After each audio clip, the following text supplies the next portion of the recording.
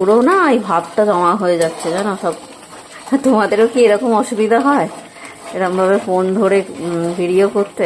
Video করে দেওয়ার কেউ নেই, ভিডিও করে দেওয়ার লোক থাকলে তাহলে অসুবিধা হতো না। দেখো আমার তো খুব অসুবিধা হয় এভাবে ভিডিও করতে, এক হাতে ফোন নিয়ে এক হাতে রান্না। যাই হোক তবুও কষ্ট করে করার চেষ্টা করছি। তোমরা সবাই পাশে থেকো, কমেন্ট করো ভিডিওটা কেমন লাগছে, রান্নার ভিডিওগুলো ভালো লাগছে কিনা আমার। এই দেখো বন্ধুরা, আরও তেল বেরাচ্ছে, আরও কষানো হবে, একদম কষিয়ে যখন জলটা মরে যাবে তখন পুরো জিনিসটাই দেখো কতটা গাঢ় হয়ে গেছে গ্রেভিটা। আরও তেল বেরোবে, আরও তেল বেরাক, আরও কষাবো, তারপরে চিকেনগুলো দেবো। এই দেখো বন্ধুরা, পুরো গ্রেভিটা হয়ে গেছে রেডি, পুরো তেল বেরিয়ে গেছে, একদম তেল বেরিয়ে গিয়ে পুরো মশলাটা একদম ঠিক হয়ে গেছে, গাঢ় হয়ে গেছে। এবার আমি চিকেনের বলগুলোকে ওর মধ্যে দিয়ে দেবো।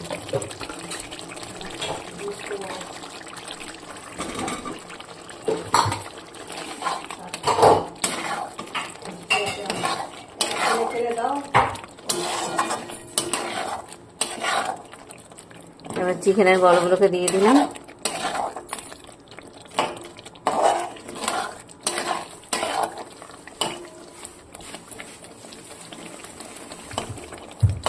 দিয়ে এবার এটাকে একটু ফুটতে দেবো, অল্প করে এর মধ্যে একটু জল দিয়ে দিই, দিয়ে একটু একটু ফোটাবো।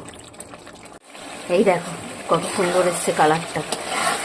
বলগুলোকে দিয়ে কষিয়ে নিচ্ছি, একটু কষিয়ে নিয়ে এবার জল দেবো। কালারটা দেখেছো?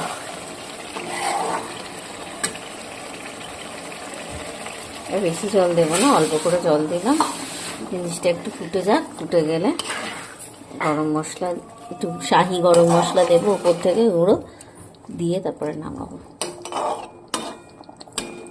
দেখো কালারটা কেমন লাগছে জানিও।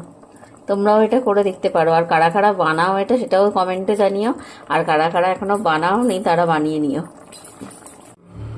এই যে দেখো, এবার গুঁড়ো গরম মশলা দিয়ে দিয়েছি, শাহি গুঁড়ো গরম মশলা, পুরো রেডি হয়ে গেছে জিনিসটা। এবার দেখতে দেখো কি সুন্দর হয়েছে, খেতেও ভালোই হবে আশা করি। তোমরাও বানিয়ে দেখো, তোমাদেরও ভালো লাগবে। আর যারা বানাও তাদের তো ঠিক আছে, আর যারা এখন অবধি বানাওনি এটা বানিয়ে দেখো, খেতে সত্যি খুব ভালো হয়।